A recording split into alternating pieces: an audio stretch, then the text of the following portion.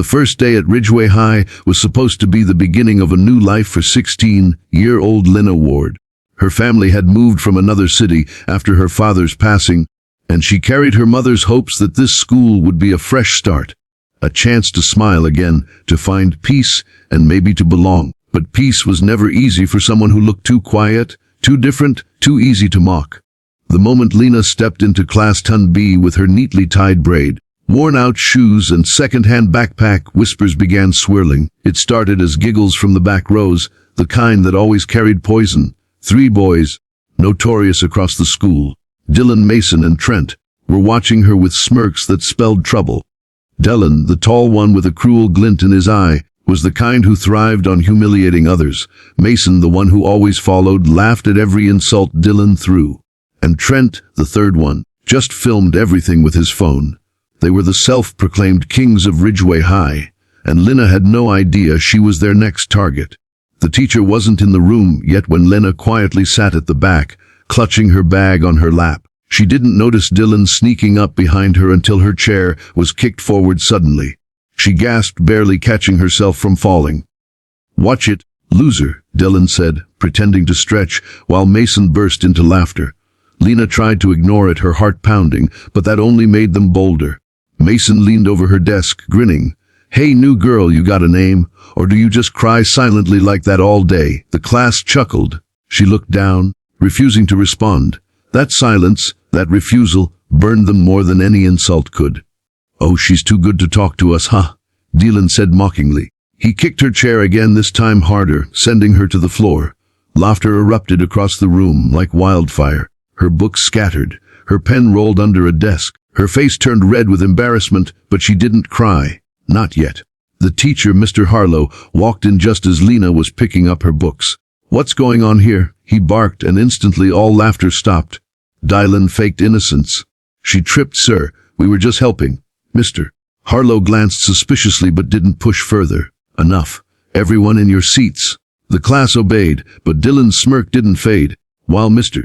Harlow started the lesson, Lina sat back down, forcing herself to focus. She didn't know it yet, but her silence that morning would echo in ways that none of them could imagine. During lunch, the bullying got worse. Dylan and his gang cornered her near the lockers. "Heard you're from the countryside?" Mason mocked. "Do you milk cows too?" The other students laughed. Lina tried to walk past them, but Dylan blocked her way. "We're not done, new girl," he said, his voice low. Before she could react, he kicked her bag hard, sending it flying open. Her notebooks and an old photo of her father fell out. "Oh, look," Trent said, picking it up. "Daddy's girl? Cute." Lina lunged forward to grab it, but Dylan shoved her back. The impact made her stumble, hitting her knee on the cold floor. Then came the final straw. Dylan kicked her leg, not hard enough to break it, but enough to make her cry out in pain. The laughter that followed was loud enough to fill the hallway. But what they didn't see was Mr. Harlow standing at the far end of the corridor, watching everything. His face turned pale with anger. He didn't interfere right then. He wanted to gather proof. For days he had noticed their behavior, but without evidence, his hands were tied. That day, he silently pulled out his phone and recorded the scene. Lina limped to the girls' bathroom afterward. She looked at herself in the mirror. Her tear-streaked face, her trembling hands, and that old photo of her father she had managed to grab back. She whispered, "I won't cry anymore." Something changed inside her in that moment. A small, burning flame. That evening she didn't tell her mother what happened. Instead, she spent hours on her laptop. She searched up how to file a school harassment report. And then something caught her attention. A local video competition that allowed students to submit short documentaries about real-life school issues. Her eyes widened. "If I can't fight them physically," she murmured, "I'll show everyone who they really are."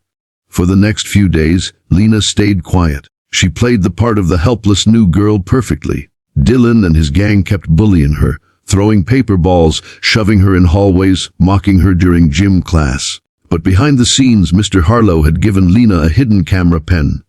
Together, they planned something that would shake the entire school.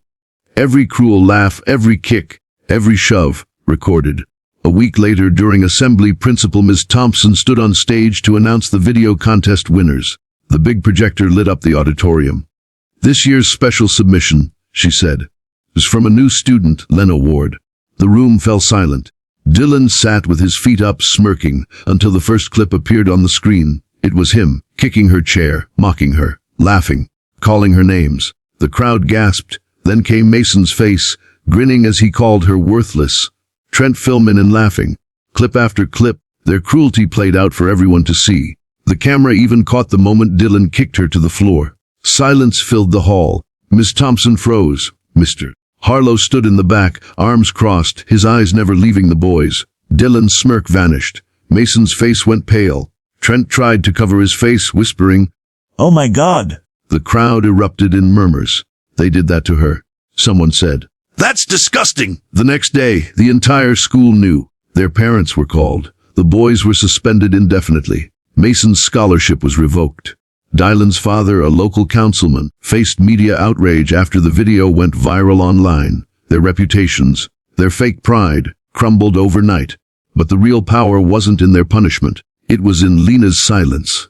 That same silence they mocked. It became the symbol of strength across Ridgeway High. She wasn't the weak new girl anymore. She was the one who stood up without lifting a fist. Weeks later, Lena walked through the halls again. This time, no one dared to whisper. Some even smiled. Some apologized. And Dylan, he couldn't even meet her eyes. Rumor had it he transferred schools. His father resigned from his job. Everything he had, gone. All because of one kick that changed everything. As Lena stood at her locker, she pulled out that same photo of her dad. "I did it, Dad," she whispered, without violence. Just truth. And for the first time, she smiled, a real peaceful smile that came from victory, not revenge. But little did she know, her story wasn't over. Because one of the bullies wasn't done, and his next move would test the strength she'd just found.